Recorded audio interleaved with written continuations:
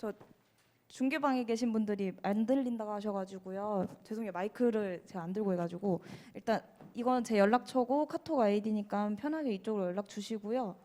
그다음에 아까 처음 이쪽 이제 실강으로 들으신 분들한테 설명드렸던 게 이제 처음에 15분부터 20분 안에 자료 처리를 해야 한다라는 게 디테일하게 모든 걸 다 처리하고 넘어가라는 말씀이 아니고 간략하게 설명을 드리자면은 당장 이 시간 안에 처리가 안 될 것 같은 자료에 대해서는 러프하게 넘기신 다음에 그 다음에 좀 더 꼼꼼하게 보시는 걸 추천드린다는 말씀이었고, 그다음에 이제 100분 안에 문제 푸는 루틴을 저는 이제 20분 동안 자료 처리를 하고 문제 푸는 거를 권해드린 거지만 이제 이건 본인만의 루틴을 만드신 다음에 좀 더 효율적인 방법이라고 생각이 드신다면은 본인한테 적합한 방법으로 문제 풀이하시면 될 것 같다고 아까 설명드린 거였습니다. 네. 그리고 뭐 조금 약간 사소한 부분이긴 하지만 가능하면은 본래 쓰시는 손이 아니고 잘 안 쓰시는 손으로 계산기를 하시는 게 조금 더 시간 세이브에 도움이 될 것 같다는 말씀이었고요. 네, 이 정도였습니다. 네, 중계방에 계신 분들 괜찮겠죠? 아, 그리고 상담 원하시는 분들, 맞다. 상담 원하시는 분들은 본인이 문제 푼 흔적이 남아있는 문제지나 그다음에 2차 보고 오신 분들 같은 경우에는 이제 복귀 답안 혹시 쓰신 거 있으시면 복귀 답안이나 그다음에 점수 득하신 것들 정리해서 같이 가져와 주시면은 좋을 것 같다고 아까 설명드렸고요. 상담하는 방법에 대해서는 지금 학원 쪽이랑 아직 협의 중인데 혹시 뭐 괜찮은 아이디어 있다고 하시면은 말씀해 주시면 좋을 것 같습니다. 네. 조금 시간 걸리는 것 같아서 우선 강평 자료 먼저 간략하게 말씀드릴게요. 이건 문제 관한 거는 아니고 그냥 제가 앞으로 이렇게 나눠 드리려고 지금 하고 있는 중이라서 그래서 우선은 각 기출에 관련해서 간단하게 이제 감상평은 아니고 이거 뭐라고 해야 될까요? 아무튼 약간 그런 기출에 관련해서 어떤 게 좀 더 중요했을 것 같은 기출이었다, 뭐 힘들었을 것 같다, 뭐 약간 이렇게 그냥 제 소감 같은 거고요. 그다음에 이제 전략 같은 거는 이제 저라면은 이렇게 했을 것이다라는 취지로 말씀드린 거기 때문에 이게 절대적인 답은 아니니까 이제 편하게 이제 봐주시고 참고만 해주세요. 그리고 이제 다음부터 이제 문제 해설에 관련해서는 이제 해당되는 논점에 따라서 이제 제가 기본 목차를 제공해 드릴 거예요. 그래서 이 기본 목차를 토대로 오답 노트를 하실 때 이 여기에 이제 내용을 추가하시면 되는 거거든요.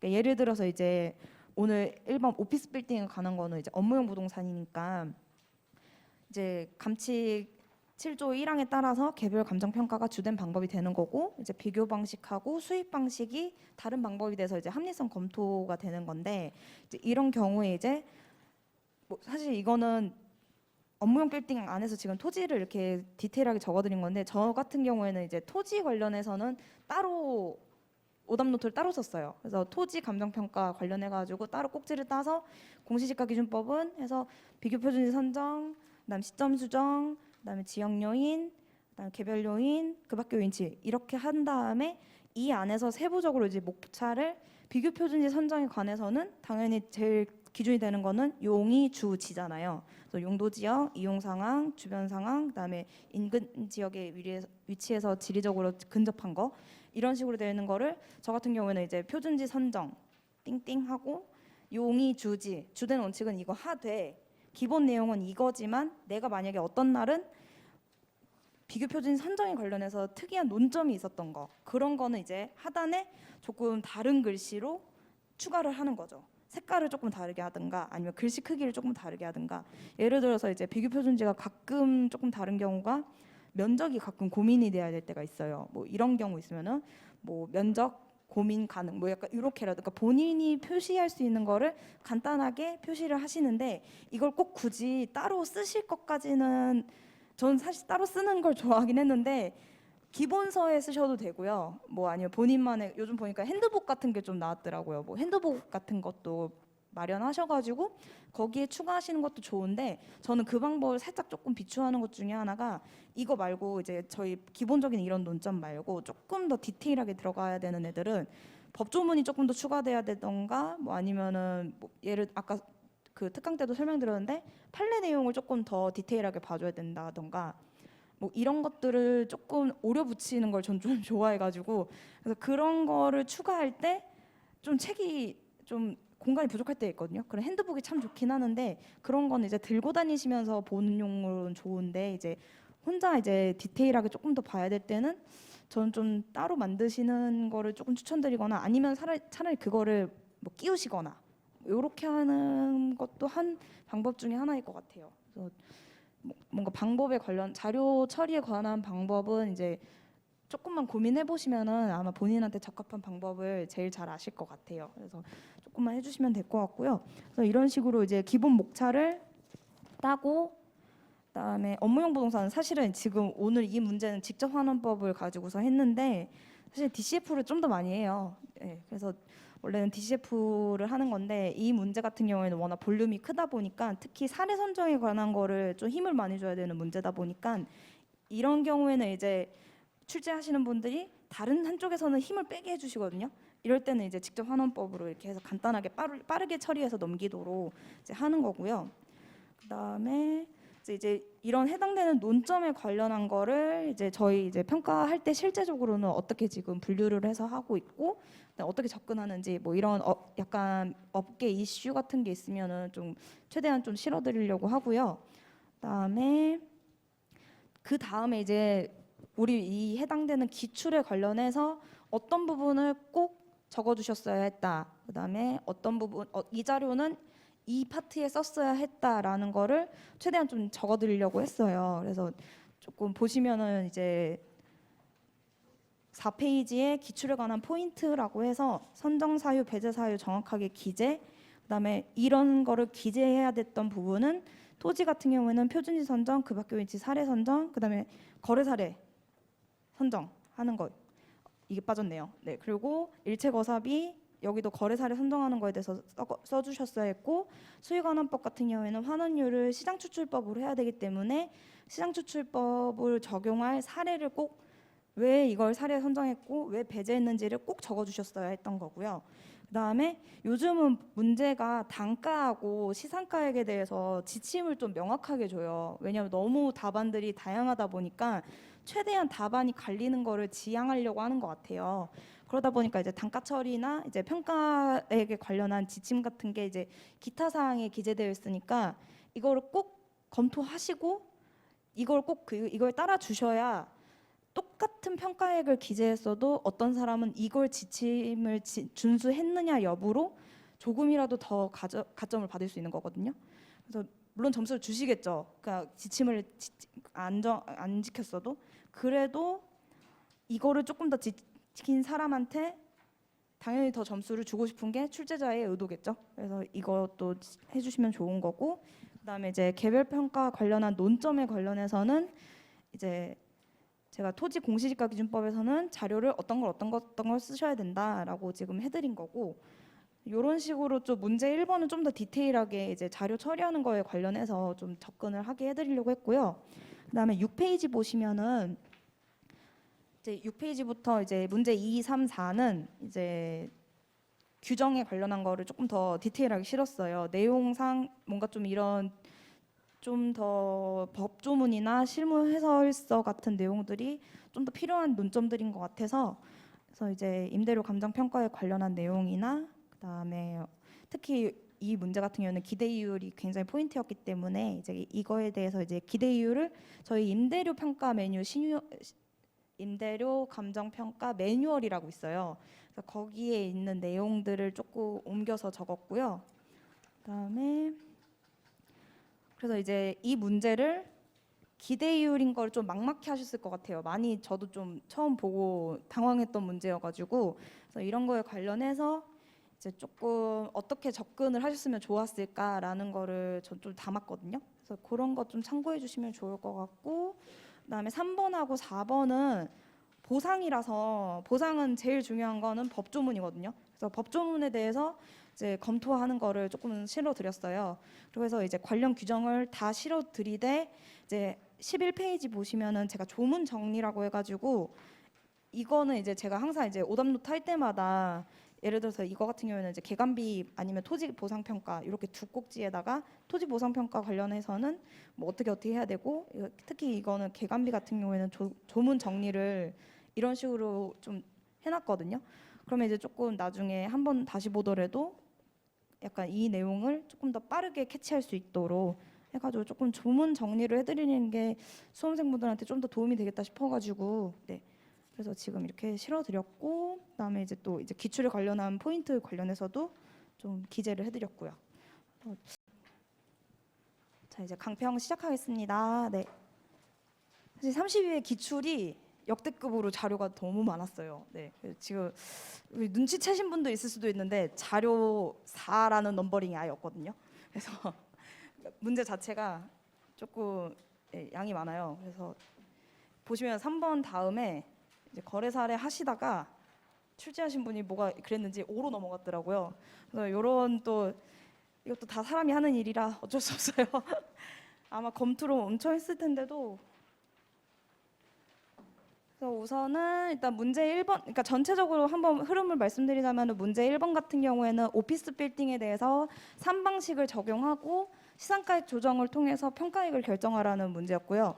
그래서 이거는 대체로 내가 평가서 공부하겠다라고 하시는 분들은 기본적으로 푸실 수는 있는 문제이기 때문에 이거는 이제 다 같이 잘 풀 수 있는 문제예요. 이런 경우에는 조금이라도 본인이 강점을 살려서 쓸 수 있는 부분을 써주셨어야 아마 조금 더 좋은 점수를 얻으실 수 있지 않았을까 싶어요. 그다음에 문제 2번이 문제죠. 문제 2번은 진짜 처음 보고 이거 보고 역시 빨리 합격하기 잘했다라고 생각을 했는데 이게 너무 어렵더라고요. 근데 일단은 힌트로 잡을 수 있는 거는 기대이율 뭐 요 정도. 그다음 적산법.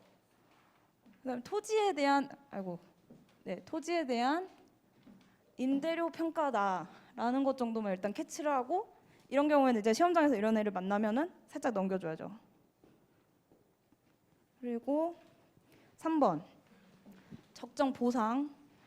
근데 보상 내역이 사인고가 20년도 10월 2일 수용 재결이 이거고 근데 저희 보면은 이게 이의재결 평가잖아요.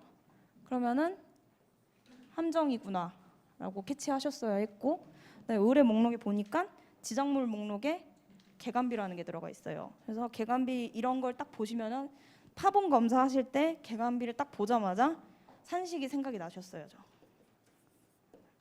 그리고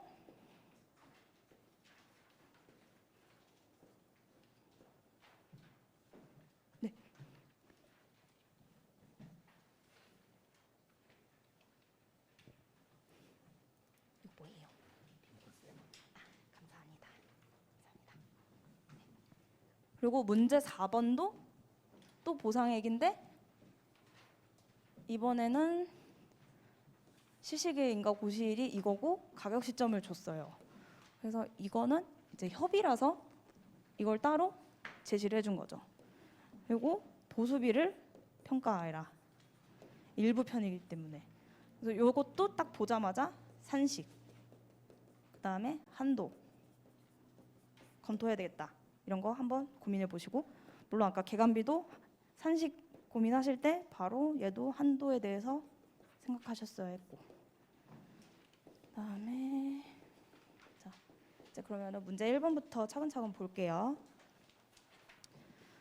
그래서 일반 거래 시가참고 목적의 관정 평가고 토지는 공시지가기준법 거래사례비고법을 적용하고 건물은 원가법을 적용하여 시상가액을 산정하시오.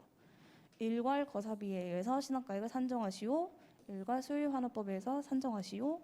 조정으로 결정하시오 라고 되어 있으니까 저 같은 경우에는 이제 여기에 개요를 쓰고 로마자를 바로 이렇게 달거든요.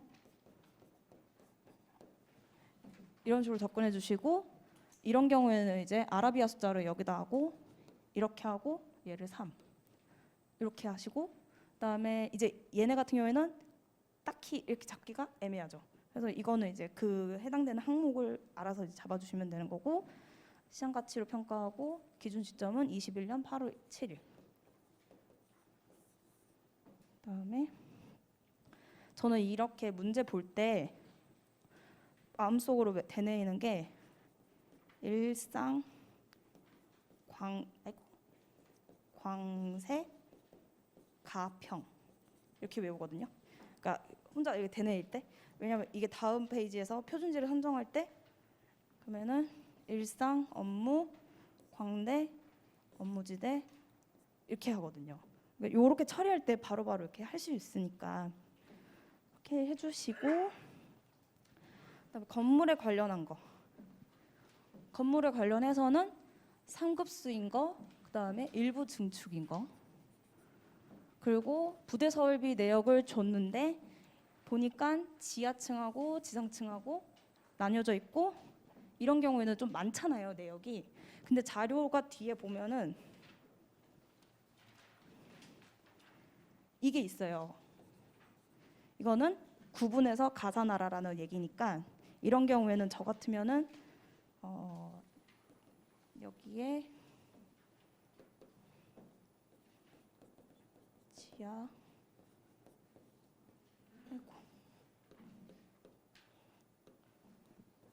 지상 나눠서 해야 되는 거 아까 앞에서 봤잖아요. 이렇게 할 때 얘를 저는 이렇게 키워드로 써요. 전소승, 전소위냉승,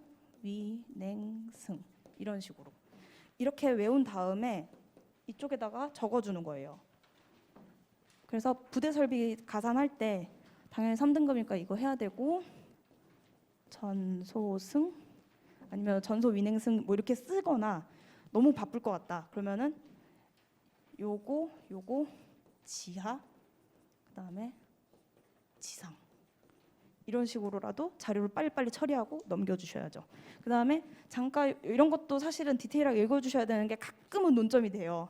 그래서 기본값인지 아닌지를 한번 봐야 되기 때문에 내가 원래 하던 대로 하는 문제였는지 아니면은 내가 아는 거에서 조금 비튼 문제였는지를 이런 데서 한 번씩 체크해 주셔야 되고요. 그다음에 지상 지하 구분 없이 적용 가능하다는 거. 그다음에 표준지는 당연히 2번이고, 평가 사례 같은 경우에는 아까 일상이잖아요. 일상. 그다음에 여기 보시면은 후면 일반 업무지대. 그러면은 나라 중에 이 중에서 광대로인 건 똑같잖아요. 그럼 여기서 보셨을 때 자산재 평가인 게 안 되고 3년 초과인 거 안 되고, 그러면 당연히 얘밖에 남을 수가 없죠. 그리고 여기서부터가 문제인데, 여기서 자료 처리를 잘 하셨어야 했어요. 거래 사례가 지금 저희가 두 개를 써야 되잖아요. 토지하고 일괄거하고. 제가 좀 쓸 때 약간 약어 같이 쓰는 이유가 최대한 시험장에서 약어로 쓰시는 게 조금 편하거든요. 그래서 이런 거를 좀 하시는 게 좋은데, 혹시 만약에 조금 더 표시가 필요하시다라고 하면은 언제든 편하게 말씀을 해주세요. 제가 조금 그 부분 반영해서 수정하도록 할게요. 네. 그리고 토지 같은 경우에는 그냥 주상용 살짝 세모. 왜냐면 저 같으면 이게 살짝 애매하거든요. 그리고 광대 세장, 그다음에 일반 업무지대 정상. 가능성 있다. 근데 18년도인 거 조금 한번 고민해봐야 되겠다. 넘기시고, 그다음에 일상 업무 광세 평, 그다음에 이게 문제죠. 일반 업무지대인 건 맞는데 정상적이고, 근데 매수자는 신축할 예정이라고 하잖아요. 철거하고. 그래서 철거비는 감안하지 않는 것으로 함. 얘는 그리고 또 81년도 건물이잖아요. 저희 거하고 조금 연식 차이가 있다는 거. 그리고 얘는 사실상 토지가액이라는 거거든요. 그래서 이 점 염두에 두시고, 일단 또 다음 넘기시면은 일상, 업무, 광대, 가평. 그다음에 부대 설비 내역도 주는 이유가 나중에 건물 비교할 때 이것도 검토하라는 얘기이기 때문에, 일단은 지금 이 사례 같은 경우에는 일반 업무지대에 위치했지만 매도자의 사정으로 급매된 사례이기 때문에 얘는 안 되는 거죠. 사정 개입 가능성 때문에. 그다음에 거래 사례 4번 같은 경우에는 일반 상업 업무용, 그다음에 후면이죠. 용이 주지에서 주변 환경에서 탈락. 그다음에 이게 K사의 펀드 운용을 위한 투자 목적이기 때문에 이게 오피스 빌딩은 수익성 부동산이라서 사실 좀 평가를 받게 되는 경우가 그거거든요. 자산운용사에서 리츠를 설립하거나 펀드를 설립할 때 보통 이걸 평가를 많이 해요. 그래서 얘도 이제 그런 식으로 펀드 운영을 하기 위해서 투자 목적으로 한 거기 때문에 사실 그렇게 사전 개입까지는 아닌데 지금 이건 약간 좀 수험적으로 접근을 하자면은 살짝 그 투자 목적이라는 걸 굳이 얘기하는 이유가 제가 봤을 때는 아마 그런 걸 좀 염두에 두고 준 거 아닐까 싶은데 확실하게 주변 환경이 아니라 거기 때문에 얘는 안 되는 거고, 그다음에 일반 상업 업무용 광대 한면, 그다음에 저희랑 연식도 비슷하고 상급수이고 일반 업무지대 정상거래. 그러면 얘도 얼추 좀 가능성 있는 애고, 얘 같은 경우에는 일반 상업 업무용 광대로 그다음에 일반 업무지대긴 한데 구분 소유 건물로서 매수 개별 분양할 예정이라는 게 이게 뭐냐면은 토지 건물로 지어지기는 했는데 이걸 나중에 그 구분 건물로 바꿀 수가 있어요. 이걸 바꾸는 거는 그러니까 물론 여기서 열로 가는 것도 가능하거든요. 그래서 이건 되게 드물긴 하는데 있긴 있어요. 그래서 구분 건물로 개별 분양을 하게 되는 경우에는 대체로 이 토지 건물로서의 합보다 이게 더 커요. 그래서 저희가 이제 보통 이제 구분 건물에 대해서 통 구분 건물에 대해서 가격 검토를 할 때 약간 하한치로 두는 게 원가 방식으로 할 때거든요. 그래서 구분 건물이 사실 조금 더 금액이 크기 때문에 이건 물적 유사성이 떨어진다라고 보시면 돼요. 그래서 그리고 얘 같은 경우에는 이제 그거죠. 통 구분 건물을 매매했다는 얘기이기 때문에 금액이 일반적인 복합 부동산하고 조금 다르게 형성이 된다라는 거를 짐작할 수 있는 거고요. 그다음에 일상 업무 광대로 일반 업무지대에 위치하고 거래에 따른 양도소득세는 매수자가 부담하는 것 조사되었음. 이게 양도소득세가 되게 세금 이슈가 항상 거래에서는 문제가 되기 때문에 그래서 이거를 사실 사정 개입 가능성으로 봐달라는 의미인 것 같아요. 이거는 그런 것 같고 또 확실하게 다른 거는 건물이 급수가 달라요. 그래서 이거는 조금 가능하면은 배제해야 되는 사례다. 그러니까 이게 사례가 이렇게 여러 개인 것 중에 확실하게 아닌 거하고 세모인 거를 이때 구분을 하시는 게 좋아요. 다시 한번 더 보자. 약간 이런 마음으로. 그러니까 이런 경우에는 얘는 확실하게 아닌 거고 얘는 살짝 세모인 거죠. 그리고 얘는 뭐 확실한 거고 얘도 확실하게 아닌 거고 얘도 금매기 때문에 확실하게 아니고 얘는 가능성이 있고 약간 이런 식으로 자료를 처리하실 때 확실하게 인 것과 아닌 거를 고민하시는 게 좋아요. 이 주상용도 저 같으면 세모예요. 처음에는 봤을 때. 그렇기 때문에 이 중에서 이제 더 적합한 거를 이제 찾아야 되는 건데 그렇기 때문에 얘는 건물도 유사하기 때문에 일괄거래 사례로 가주면 좋은 거고 더 베스트이기 때문에 얘가. 그리고 얘 같은 경우에는 철거를 전제로 한 거기 때문에 건물이 사실상 의미가 없어서 얘는 토지의 거래 사례로 가줘야죠. 이렇게 돼야 되는 거고요. 그다음에 여기서 보시면은 저희 시점을 저 같으면은 이거를 처리할 때 기준 시점이 21년 8월 7일인 거를 쓰고 상업 이렇게 여기에도 표시를 해놔요. 왜냐하면은 이때도 써야 되고 이때도 써야 되기 때문에 이거 앞에 한 번 더 보느니 차라리 한 번 볼 때 여기다 쓰는 게 낫거든요. 그래서 여기서 하고 상업지역. 그다음 얘는 좀 제시하는 형태가 좀 독특했어요. 여기까지가 누계치가 6월까지를 다 이렇게 줬고요. 여기 잠시만요. 이걸 제가 따로 한 게 여기까지가 누계치고 얘는 해당 월가만 나와 있고 공시지가는 여기를 적용해야 되는 거. 그래서 제가 처음에 그냥 러프하게 봤을 때는 처음에 이걸 다 곱했었거든요. 근데 처음에 이걸 실수를 제대로 해가지고 여기 누계치였다는 거. 요거랑 그다음에 자본 수익률도 혹시 이거 분기별로 일자 계산하는 거 안 헷갈리시는 분들이 더 많겠지만 저는 항상 헷갈려가지고 항상 적어놓거든요. 그래서 1분기는 31 더하기 28 30 이거를 항상 그 시험장에서 썼거든요. 그래서 이거는 90 그다음에 또 헷갈린다. 이게 잠시만요. 이게 91 그다음에 그리고 2월인 거 이거 꼭 조심하시고요. 또 그다음에 이거는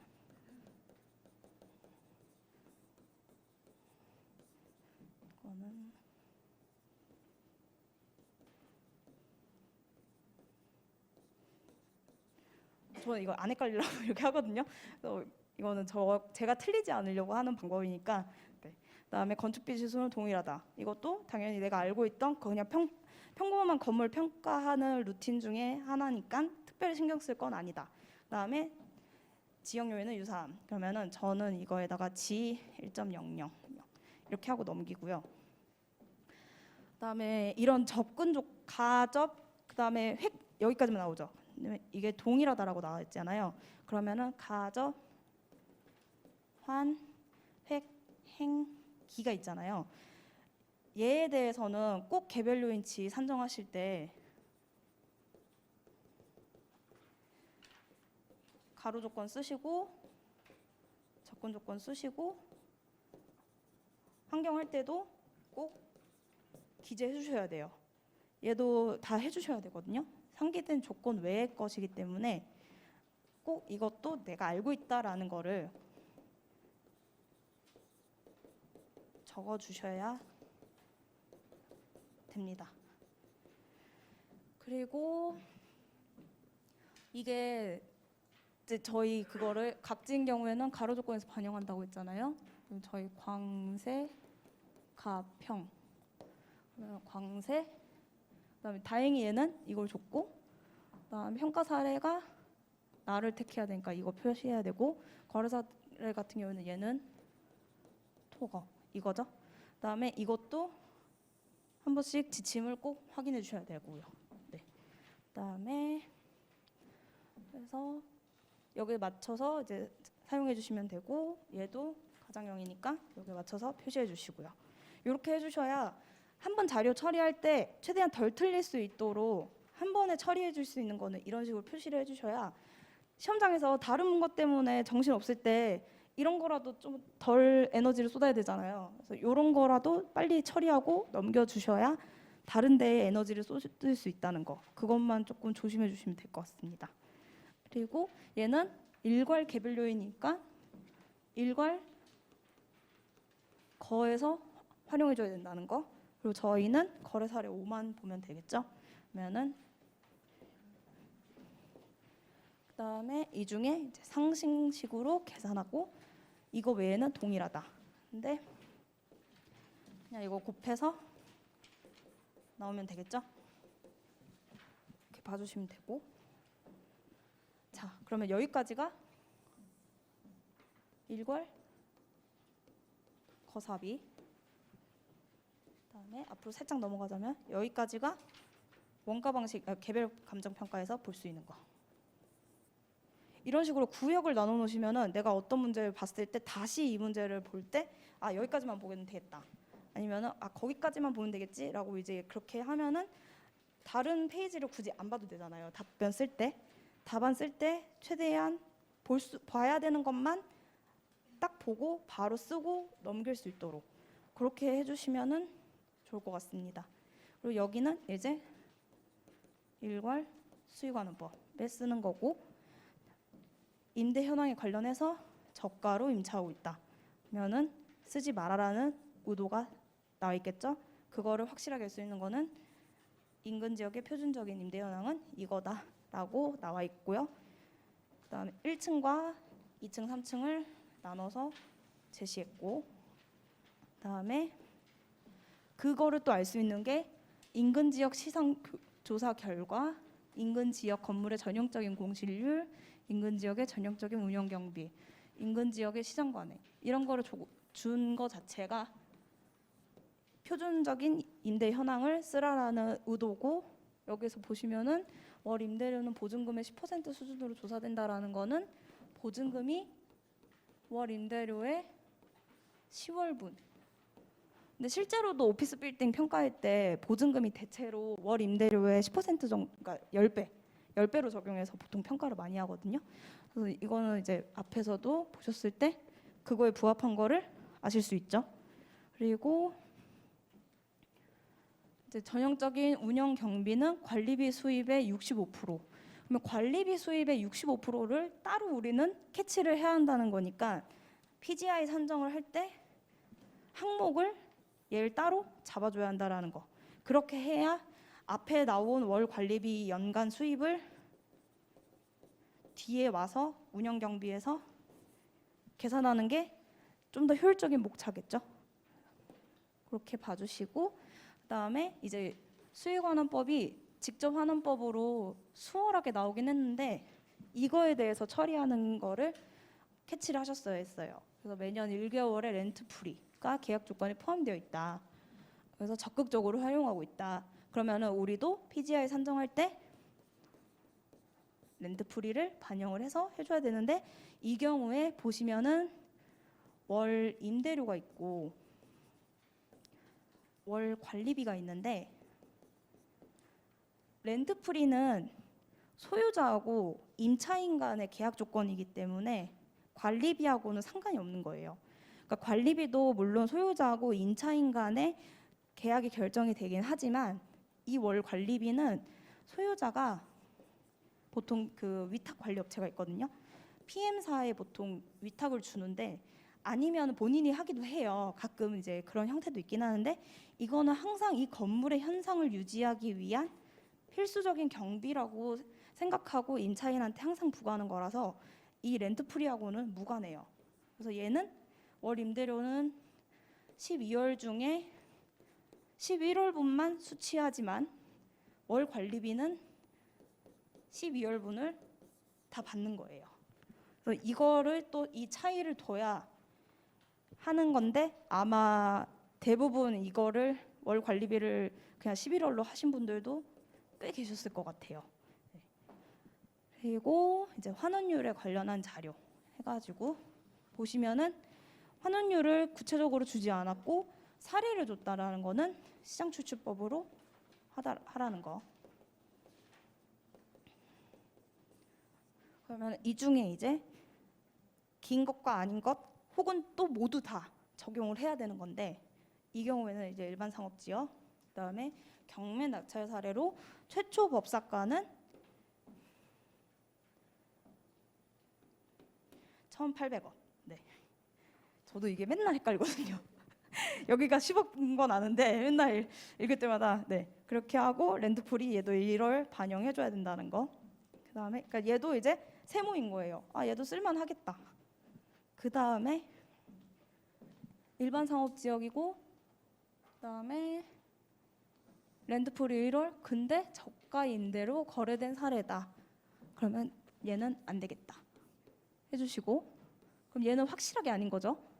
그럼 얘 일반 상업지역인데 렌트프리 1월, 그다음에 2인이 공유 지분으로 소유권 이전 등기 된 사례래요. 이게 뭐냐면은 지분을 100 중에 매매계약서를 쓸 때 매수인이 2명이었다는 의미예요. 근데 매수인이 2명이었다고 해서 우리가 거래할 때 두 분이시니까 그럼 얼마를 해드릴게요, 이거 아니잖아요. 저희가 거래되는 거는 정상적인 거래인 거죠. 그러니까 그래서 얘도 가능성이 매우 높은 거.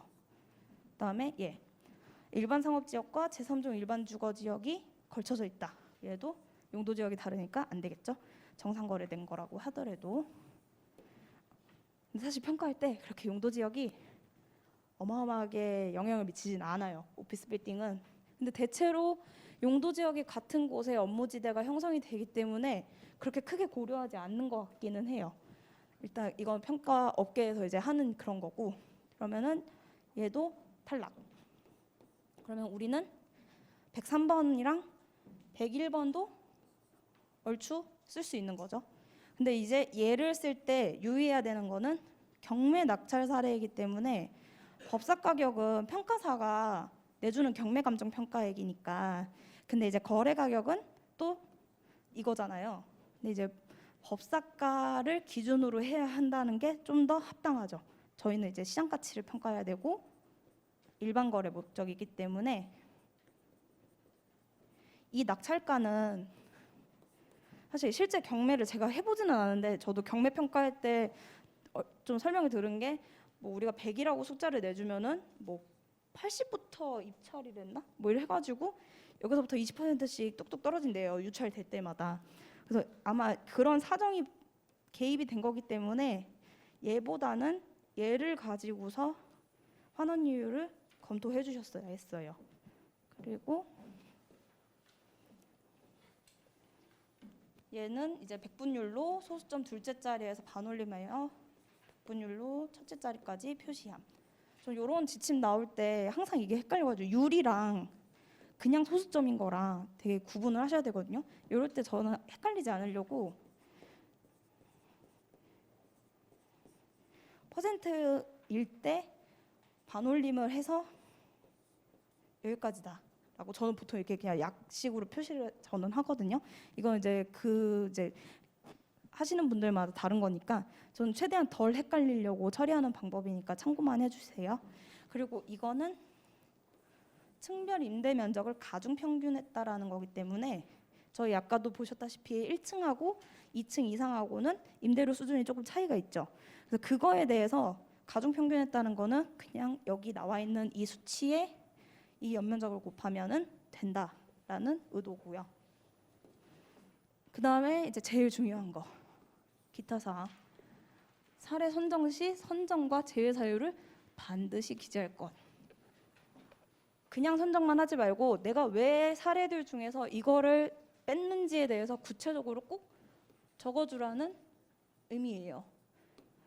아마 여기서 조금 대충 적으셨으면은 조금 다른 분들보다는 적으신 분들보다는 가점을 받기는 힘드셨을 것 같아요. 그리고 자료 6을 활용해서 시점 수정 칠할 때는 소수점 다섯째 자까리. 이거는 저희 원래 알던 거니까 놔두시면 되고 개별 요인은 조건 간에는 상승식으로 하고 얘도 소수점 넷째 자리에서 반올림해서 셋째 자리까지. 이것도 우리가 보통 알고 있는 루틴 중에 하나고 그 밖의 요인치도 비교 표준지를 기준으로 하는 방식으로 하라는 거는 이것도 우리가 보통 알고 있는 지침이고요.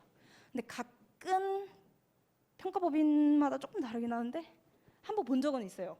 본건 기준으로 산정하는 걸 한번 본 적이 있는데 이거는 대체로 표준지 기준으로 하는 게 거의 공식화되어 있으니까 그냥 특별히 신경 쓰지는 않으셔도 될 것 같고 그리고 이거 공시지가기준법, 거래사례비교법, 단가, 일괄거래사례비교법에 의한 면적당 단가는 반올림해서 셋째 자리까지 표시라고 하는 거니까 그러면은 저는 이렇게 해요. 보통 이렇게 표시하거든요. 안 헷갈리려고. 근데 이거는 진짜 개인의 선택인 거니까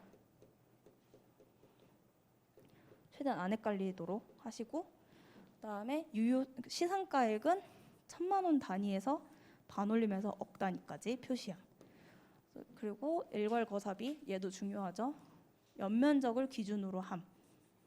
이거를 여기서 이제 사례 선정해서 할 때 꼭 까먹지 말고 해주셔야죠. 가지고 평가를 해주시면 될 것 같습니다. 네. 그래서 여기에 관련해서는 크게 특별하게 엄청 어렵다라고 느낄 만한 거는 없었고요. 렌트 프리를 좀 잘 처리를 해야 했다라는 거. 그다음에 아마 단가하고 시상가의 유효 숫자를 잘 지침을 지켜줬으면은 그래도 40점 중에 40% 이상은 그래도 무난히 맞지 않으셨을까 싶어요. 네. 그리고 그다음에 저희 해설로 넘어가 보면요.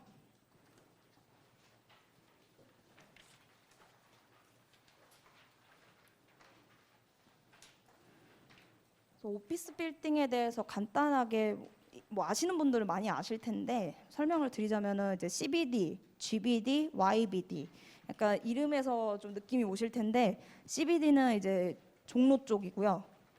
그다음에 GBD는 강남, 그다음에 YBD는 여의도 이쪽을 중심으로 하고요. 그리고 그 외에 서울의 이제 다른 지역에 있는 오피스 빌딩은 아덜라고 해가지고 묶어놓고 있거든요. 그다음에 이게 이제 판교 쪽에 IT 업종이 많이 들어오다 보니까 옛날에는 없었는데 BBD라고 해서 분당이라는 의미거든요. 그래서 분당 비즈니스 디스트리트 해가지고 새로 하나 추가됐었고, 그다음에 6대 광역시가 나와 있긴 하는데 이 인천 같은 경우에는 송도는 빠져 있어요. 네.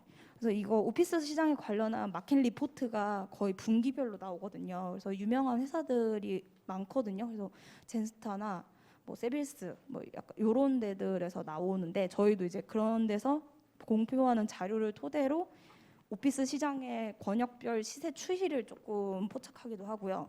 그다음에 요즘은 워낙 자료가 사이트가 잘 돼 있어가지고 임대료에 관련한 정보도 제공을 많이 해줘요. 그래서 그거를 이제 저희도 평가할 때 많이 활용을 하는 편이고요. 그래서 이제 CBD, GBD, YBD 여기를 중심으로 해서 이제 보통 얘기를 할 때 연면적 평을 많이 해요. 약간 평이라는 숫자가 사실 평가 지금 저희 수험생분들한테는 잘 안 쓰시는 용어인데 사실 업계에서는 평을 아직도 많이 쓰거든요. 그래서 거기에 연면적 평당 얼마인데 그래서 저희도 이제 심사 내부적으로 올릴 때 어디에 있고 연면적 평당 얼마쯤으로 지금 심사 올렸습니다라고 설명을 드리면은 이사님들이 센데? 괜찮은데? 약간 이렇게 아예 기준으로 잡으시거든요. 근데 최근에 부동산 업계가 되게 제가 18년도 10월에 입사를 했는데 그때보다 정말 많이 올랐어요. 진짜 드라마틱하게 너무 많이 오르고 있는 추세여가지고 진짜 환원율도 많이 낮춰지는 추세고 되게 임대료 수준 자체가 크게 막 대동소이하고 바뀌진 않았는데 대동소이해요 옛날하고. 근데 환원율이 너무 많이 바뀌었어요. 그러니까 금리가 워낙 지금 예전에는 요즘 조금 오른 추세긴 하는데 많이 낮아지다 보니까 그렇게 하다 보니까 부동산 가격 자체가 너무 많이 올랐어요. 그래서 저 강남이나 여기 강남 3구 그다음에 종로 요런 쪽은 여의도 요런 쪽은 진짜 금액이 어마어마하게 올랐거든요. 그래서 저희도 요즘 그래서 평가할 때마다 이게 높니 낮니 약간 이런 이슈가 항상 있는 편인데 그래도 제일 오피스 빌딩에서 금액을 결정하는 주요 요인은 임대료예요. 임대료가 제일 중요하고 요즘은 워낙 펀드나 리츠 통해서 그 임대 수익을 배분하고 뭐 이런 것도 있다 보니까 좀 워낙 임대료 수준을 바탕으로 오피스 빌딩 금액이 거의 결정된다고 보시면 돼요. 그걸 토대로 거래 사례도 그러니까 그 거래도 좀 일어나는 거라고 보시면 되고 그다음에 요즘은 그것도 많이 하거든요. 계열사끼리가 아니고 매각 후 재임대차 세일즈 앤 리스백이라고 그것도 되게 많이 하는 추세여가지고 그래서 되게 그런 거를 할 때 되게 지금 CBD, GBD, YBD만 있는 게 아니고 되게 엉뚱한 데도 많아요. 대구, 대전, 막 되게 구미 막 이런 데도 있거든요. 그래서 그런 데에서는 사실 거래 사례가 빈번하지가 않아요. 그 해당 지역 내에서는 이미 그 오피스 빌딩 자체가 되게 랜드마크적인 위치에 있거나 그다음에 걔랑 비슷한 물적 유사성이 있는 업무지대가 아니기 때문에 거래 사례 자체가 좀 포착이 어려운 경우도 있는데 그런 경우에도 평가할 때는 거래 사례를 억지로 끌어오는 경우도 있긴 하는데 보통은 원가 방식하고 수입 방식으로 해서 시장가액 조정을 해가지고 보통 내기도 해요. 근데 이건 되게 그때그때 조금씩 개별적으로 다른 거라서 그래서 이제 수험생분들이 접근하실 때는 원칙은 개별 감정 평가액이고 그다음에 비교 방식하고 수입 방식은 다른 방법으로 해서 합리성 검토를 하시면 된다. 해가지고 저희 평가액도 지금 결론이 보시면은 사실 좀 보통은 수익가액이 월등하게 높거든요. 그러니까 원가 방식이 수익하고 비교 방식을 못 따라가요. 거의 보통은. 근데 얘 같은 경우에는 원가 방식하고 비교 방식이 거의 비슷하고 수익 방식이 오히려 조금 낮거든요. 그래서 조금 아마 이거는 좀 지역적인 특성이 좀 있는 것 같아요. 그래서 그런 거기 때문에 이런 문제 같은 경우는 이제 시장가액 조정을 하실 때 아마 그럼 어떻게 해야 되지? 약간 좀 그런 망설임이 있으셨을 것 같아요. 근데 이럴 때는 제일 명확한 거는 주된 방법으로 가시는 게 제일 편해요. 그게 제일 정확하거든요. 근데 주된 방법에 의한 평가액이 다른 평가액하고 너무 괴리가 있는 상황도 아니기 때문에 저 같으면 그냥 개별 감정 평가액으로 결정하고 답을 맞췄을 것 같아요. 네. 그리고 문제 2번으로 넘어가겠습니다.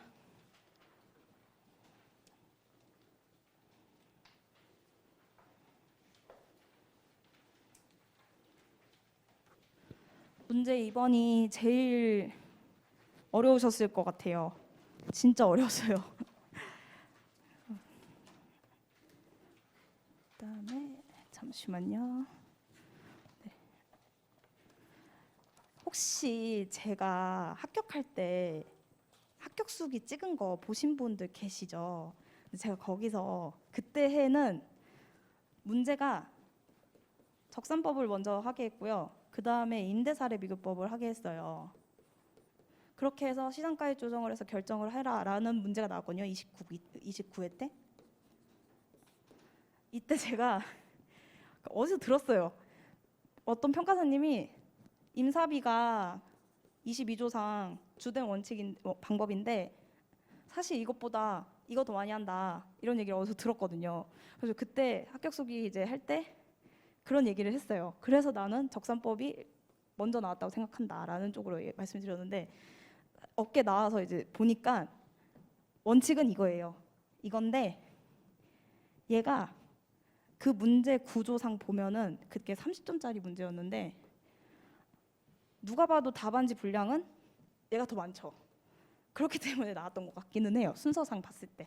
근데 아마 그런 부분도 카운터를 하고 싶었던 것 같아요. 그러니까 적산법으로 평가도 되게 많이 하거든요. 임대료 평가를 임사비로 하는 경우도 많은데 인근의 임대 수준이 형성이 되어 있지 않은 지역은 적산법으로 많이 해요. 그렇기 때문에 저는 약간 반반? 50대 50이에요. 지금까지 임대료 평가한 거를 봤을 때 한 반반이었고 그다음에 이제 적산법이 아마도 그때 당시에 문제 그 부동산 유형 특성상 얘가 좀 더 답안 양이 풍부하기 때문에 얘를 먼저 뺀 것 같긴 하는데 또 애매한 게 차라리 얘를 위로 올리고 이걸 그냥 아래로 내리고 그냥 볼륨을 얘를 좀 더 비중을 줬으면은 배점을 좀 더 줬으면은 더 좋았을 텐데 어쩌면은 그때는 적산법이 더 적합하다고 생각하셨기 때문에 얘를 먼저 뺐고 그래서 결정할 때 얘에 좀 더 가중치를 둬서 했으면 좋겠다라는 의도인 것 같습니다. 지금 봤을 때 제가 이거를 저희 수수평가사님이 제 거를 봤는데 그렇게 얘기하셔가지고 뭐 일부 수험생들이 무조건 적산법을 먼저 썼다 뭐 이렇게 설명하신 분이 있어가지고 그거는 아니거든요. 그래서 혹시 만약에 그거를 들으시고 아 적산법이 무조건 1번이어야 되구나 라고 생각하시는 거는 네, 안 하셨으면 좋겠어가지고 네, 수정하겠습니다. 그 부분은. 네. 일단 토지에 대해서 임대료 감정평가를 의뢰를 받았고 근데 문제는 이미 평가를 했는데 피고가 부당함을 주장했고 그래서 이게 받아들여져서 재의뢰가 된 사안이래요. 그러면은 법령 이론에 비추어 피고가 제기한 주장의 타당성 여부 및 근거를 약술하시오. 그리고 자료 3을 구체적으로 명시를 했죠. 여기서 이 내용에 따라 시장가치에 기초한 기초가격에 적용할 기대이율, 필요재경비 불포함을 산출하시오. 그다음에 여기서 산출된 걸 가지고서 연도별 적산임료를 구하시오. 그러면은 적산법의 장단점 및 적용상 유의사항에 대한 약술하시오. 그다음에 저희 벌써 지금 1시간 좀 넘은 것 같은데 혹시 잠깐 쉬실까요? 아니면은 그게 나으시겠죠? 네. 그러면은 문제 2번은 여기까지만 일단 보고 조금 한 10분 정도 쉬고 뵙죠. 네.